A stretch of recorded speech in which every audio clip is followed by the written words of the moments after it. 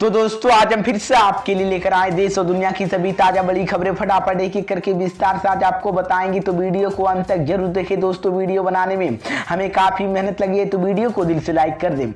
जी हाँ दोस्तों, पहली खबर में आपको बताते हैं कर्नाटक में पीएम मोदी का बड़ा ऐलान। कहा हाँ, हम पहले रामलाला को बंद किया, अब बजरंगबली पर ताला लगवाएगी कांग्रेस।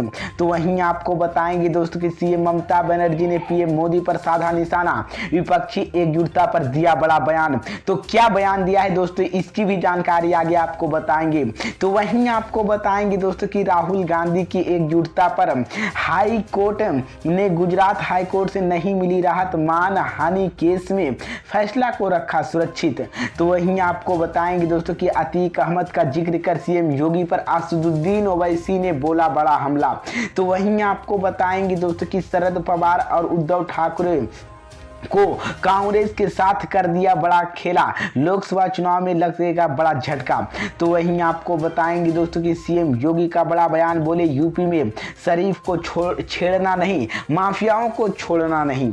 तो दोस्तों सभी खबरों की जानकारी एक एक करके विस्तार से बताने वाले दोस्तों। इससे पहले आपसे एक छोटी सी रिक्वेस्ट करें दोस्तों, क्योंकि यहाँ कोई गोदी मीडिया चैनल नहीं है, यहाँ पर सिर्फ और सिर्फ सच बताया जाता है और सच दिखाया जाता है। अगर आप भी निष्पक्ष पद कार्यकर्ता का सपोर्ट करते, अगर आपको भी लगता है कि देश में होने वाले तमाम चुनाव ईवीएम से ना हो करके वैलिड पेपर तो होना चाहिए, तो आप इस वीडियो को लाइक करके चैनल को सब्सक्राइब जरूर कर लीजिए, साथ में बेल आइकन भी प्रेस कर लीजिए और वीडियो को ज्यादा से ज्यादा शेयर कीजिए। इसी बीच पर दोस्तों अगली खबर की ओर थी, कर्नाटक में पीएम मोदी का बड़ा ऐलान। कहा पहले रामलाला को बंद किया, अब बजरंगबली पर ताला लगवाएगी कांग्रेस। जी हाँ दोस्तों, आपको बता दें ये बड़ी खबर सामने निकल कर आई दोस्तों की कर्नाटक विधानसभा चुनाव से पहले भाजपा और कांग्रेस समेत तमाम राजनीतिक दल मतदाताओं की लुभाने में जुट गए हैं। 10 मई को होने वाले मतदान से पहले राजनेताओं की धुआंधार चुनावी रैली हो रही है। इसी कड़ी में प्रधानमंत्री मोदी ने मंगलवार को राज्य में हेसफेंट इलाके में जनसभा को संबोधित करते हुए कांग्रेस पर जमकर निशाना साधा। उन्होंने कहा कि यह पूरे देश का दुर्भाग्य है कि कांग्रेस पार्टी के प्रभु श्री राम से तकलीफ होती है। इसी को लेकर अब उन्होंने कहा कि पीएम मोदी ने कहा कि भाजपा कर्नाटक के मन मातृ संस्कृति को इजाजत नहीं आने देगी और बीजेपी कर्नाटक के विकास के लिए या लोगों के लिए आधुनिक सुविधाएं देने के लिए, नए अवसर देने के लिए पूरी तिहत प्रतिभा है। प्रधानमंत्री मोदी ने कहा कि आज हनुमान जी के इस पवित्र भूमि को नमन करने मेरा बहुत बड़ा सौभाग्य है। इसी को लेकर मैं आपको बता दें कि दरअसल कांग्रेस ने कर्नाटक विधानसभा चुनाव के लिए मंगलवार को घोषणा पत्र जारी किया। इसमें वादा किया गया कि प्रदेश में जाति व धर्म के आधार पर नफरत फैलाने के लिए बजरंग दल व पीपुल फ्रंट पीएफआई के जैसे संगठनों के खिलाफ निर्णय कार्रवाई की जाएगी। इसी बीच पर दोस्तों अगली खबर की ओर की, सीएम ममता बनर्जी ने पीएम मोदी पर साधा निशाना, विपक्षी एकजुटता पर दिया बड़ा बयान। जी हां दोस्तों, आपको बता दें ये बड़ी खबर सामने निकल कर आई दोस्तों की लोकसभा चुनाव को लेकर विपक्षी दल एकजुटता होने की कोशिश कर रहे हैं। इसी बीच पश्चिम बंगाल के मुख्यमंत्री ममता बनर्जी ने दावा किया है कि बीजेपी 2024 के चुनाव के साथ गवाह देगी। अगले साल होने वाले लोकसभा चुनाव बदलाव लाने के लिए होगा।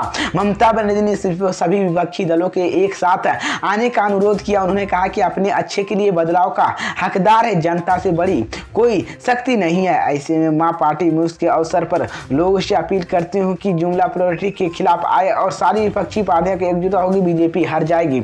ऐसे में लोगों की हिंदुस्तान के बांटने वाले जीत जाएंगे। बीजेपी ने कहा कि 10 साल में बीजेपी सरकार कुछ नहीं किया, सिर्फ इतिहास बदलने की जरूरत है। इसी को लेकर अब ममता बनर्जी ने प्रधानमंत्री मोदी पर निशाना साधते हुए बड़ा बयान दिया है। इसी बीच पर दोस्तों अगली खबर की ओर थी, राहुल गांधी को गुजरात हाईकोर्ट से नहीं मिली अंतिम राहत, मानहानि केस में फैसला को रखा सुरक्षित। जी हां दोस्तों, आपको बता दें ये बड़ी खबर सामने निकल कर आई दोस्तों की कांग्रेस नेता राहुल गांधी की ओर से मानहानि केस में दायर आपराधिक पुरुषों याचिका पर मंगलवार यानी कि 2 मई को गुजरात हाईकोर्ट में सुनवाई। कोर्ट ने उन्होंने अंतिम राहत को इनकार करते हुए दोषी पर रोक लगाने के उनकी फैसला को सुरक्षित रख लिया गया। कोर्ट ने कहा कि मामले की अंतिम सुनवाई पूरी होने के बाद अंतिम फैसला देने की उचित होगा। जस्टिस हेमंत परेशित की साफ किया गई सुनवाई होने के बाद फैसला सुरक्षित रख लिया गया।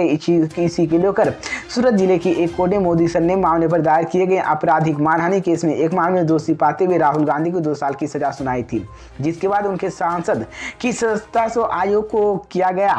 जस्टिस हेमंत एम परेशित को लेकर अब मैं आपको बता दें कि नानावटी ने कहा कि राहुल गांधी को कोर्ट ने आयोग के ठहराया गया, लेकिन आयोग संसद और से बनाए गए कानून के संचालक कारण हुई। इसी को लेकर मैं आपको बता दें कि अब राहुल गांधी के लिए फैसला को सुरक्षित रख लिया गया गुजरात हाईकोर्ट में। इसी बीच पर दोस्तों अगली खबर की ओर की सीएम योगी आदित्यनाथ बोले यूपी में शरीफ को छेड़ना नहीं, माफियाओं को छोड़ना नहीं। जी हां दोस्तों, आपको बता दें ये बड़ी खबर सामने निकल कर आई। दोस्तों यूपी के मुख्यमंत्री योगी आदित्यनाथ ने कहा कि पिछली सरकारों को शहरों के शहीदों के रूप से जगह सरकार जाकर छेड़खानी करते थे, व्यापारी से रंगदारी वसूलते थे। आज उत्तर प्रदेश में किसी भी शहर में शहीदों के आतंक बड़े सेफ्ट बन गया। उन्होंने कहा है कि गरीब शरीफ को छेड़ना नहीं, माफियाओं को छोड़ना नहीं। इसी बीच मुख्यमंत्री योगी ने मंगलवार को झांसी के फ्रेट मेरा मैदान में निकाय चुनाव की जनसभा को संबोधित किया। इसी दौरान उन्होंने बुंदेलखंड की योजनाओं के बारे में दिया। दूसरी ओर से बुंदेलखंड माफियाओं के हमला बोला। उन्होंने कहा कि बुंदेलखंड और आराम के बुंदेलखंड आजादी के बाद से जिस आस के साथ विकास की प्रक्रिया के साथ विश्वास लाया गया, उन्होंने विकास के विश्वास लाया जाएगा। इसी को लेकर मैं आपको बता इसी क्षेत्र में लोगों के बुजुर्गों बुंदेलखंड संसाधनों के इकलौते डकैती की गई है। इसी को लेकर सीएम योगी ने बड़ा बयान दिया है। इसी बीच पर दोस्तों अगली खबर की ओर शरद पवार ने उद्धव ठाकरे और कांग्रेस के संग के साथ किया खेला, लोकसभा चुनाव में पड़ेगा कितना बड़ा असर। जी हां दोस्तों, आपको बता दें ये बड़ी खबर सामने निकल कर आई। दोस्तों सिर्फ महाराष्ट्र नहीं बल्कि देश की राजनीति के लिए अगले साल यानी कि 2024 के काफ़ी अहम है। अगले साल जहां देश भर में लोकसभा चुनाव होंगे वहीं महाराष्ट्र में विधानसभा चुनाव। लेकिन इसके पहले मंगलवार को राष्ट्रवादी कांग्रेस पार्टी एनसीपी के प्रमुख शरद पवार ने कुछ ऐसी घोषणा कर दी है जिसने सबको चौंका दिया है। इसी बीच उन्होंने एनसीपी मुख्य पद से इस्तीफा देने की फैसला को सुरक्षित रख लिया। इसके लिए काफी अहम माना जा रहा है। इसी को लेकर मैं आपको बता, शरद पवार ने उन्होंने 2019 में विधानसभा चुनाव के बाद शिवसेना के कांग्रेस और एनसीपी की सहयोग विकास अखाड़ी का गठन किया। इसी जिसके बाद उद्धव ठाकरे और मुख्यमंत्री बने। हालांकि 2.5 साल तमाम विदेशियों के लिए कर दी गई और महाविकास अखाड़ी के दलों के लिए पिछले कई दिनों से राज्य में रैलियों का आयोजन कर रहे हैं जिसमें से काफ़ी भीड़ जुट रही है। ऐसे में माना जा रहा है कि अगले साल लोकसभा चुनाव में बीजेपी महाविकास अखाड़ी जबरदस्त टक्कर मिल सकती है।